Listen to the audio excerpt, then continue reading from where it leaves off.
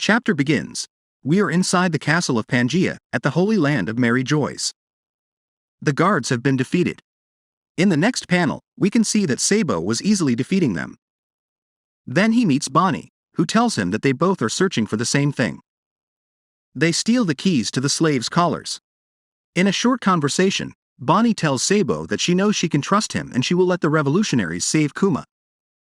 Karasu appears, and Sabo gives him the mission to free the slaves, including Kuma. Bonnie mentions that Vegapunk might have a way to restore Kuma's memories. The castle guards have a chat where they mention something called the legendary Phantom Room, and someone dismisses it as nonsense. Sabo says that Eguaz is in the New World and they are heading in the opposite direction, wishing them good luck on their voyage.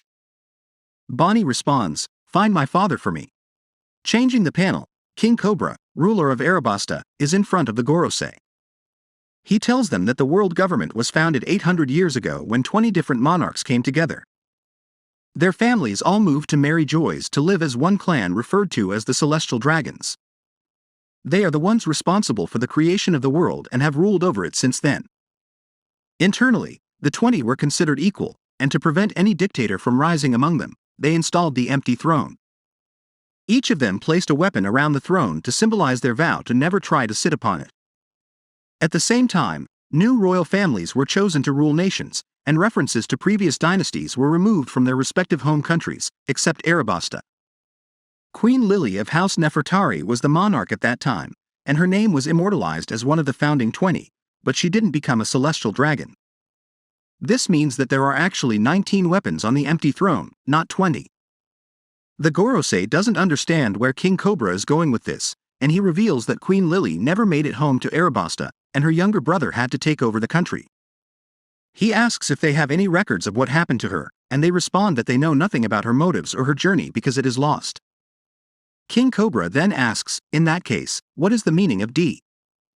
They reply that a short letter penned by the queen has been passed down from one generation to the next.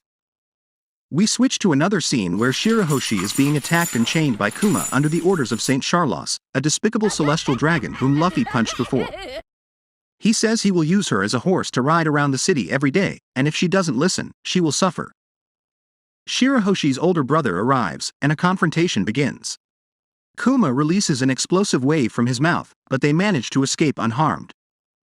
Sai and Leo launch a powerful attack at the celestial dragon, seemingly killing him, as confirmed by those present. Now, an admiral is likely to show up. One of the captains of the Revolutionary Army, specifically Morley, embraces Kuma and tells him that he doesn't have to obey orders anymore, and they should go home. Karasu arrives with the keys, and they plan to retreat. Changing the panel again, the chapter reaches its peak as someone ascends the throne. It is I Am Sama.